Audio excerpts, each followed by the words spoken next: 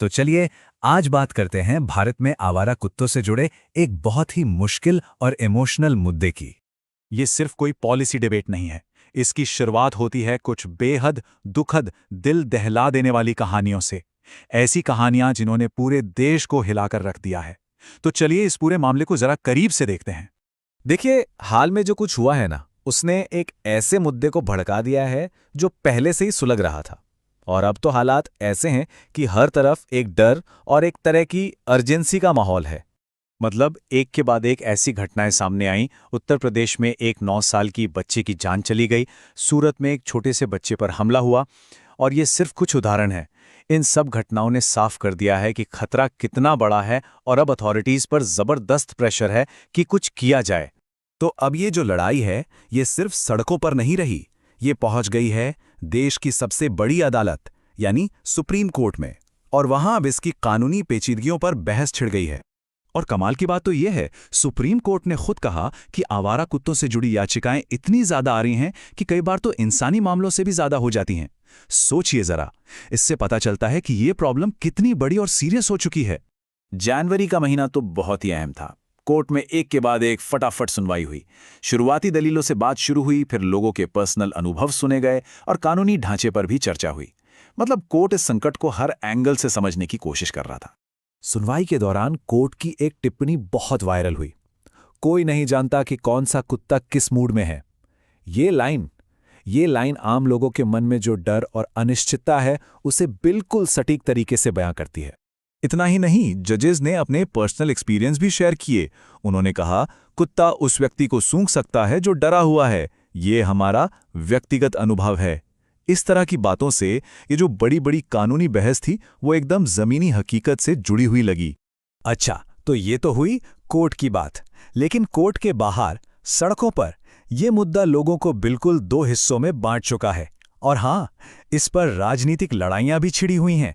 तो एक तरफ हैं पशु कल्याण के लिए काम करने वाले लोग। उनका नारा है, आवारा नहीं हमारा है। उनका मानना है कि इन कुत्तों के साथ प्यार से पेश आना चाहिए, उनका सही तरीके से मैनेजमेंट होना चाहिए, क्योंकि वो भी हमारे समाज का ही हिस्सा हैं। और फिर बिल्कुल दूसरी तरफ एक ऐसा बयान भी आता है जो कहता है, इन्हें पकड़ो और पशु प्रेमियों के घर छोड़ दो। ये दिखाता है कि कुछ लोग कितने गुस्से और डर में हैं। उनके लिए इंसानों की सुरक्षा सबसे पहले है, बाकी सब बाद में।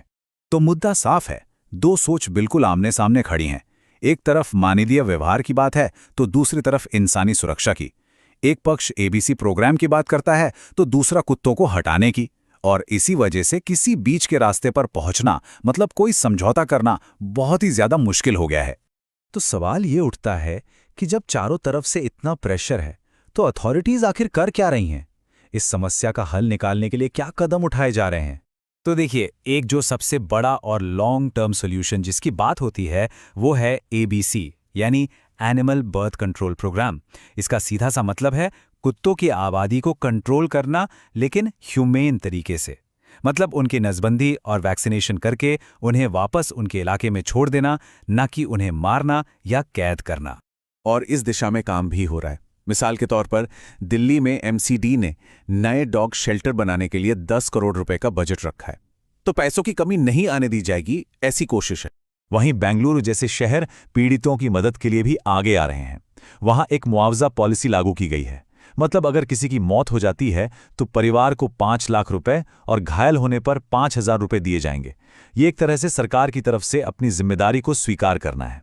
लेकिन इन सारी कोशिशों के बाद भी जो एक बुनियादी टकराव है, वो अभी भी बना हुआ है। और इसीलिए आगे का रास्ता बहुत मुश्किल नजर आता है। असल में ये पूरा का पूरा संकट दो बहुत जरूरी संवैधानिक कर्तव्यों के टकराव का मामला है।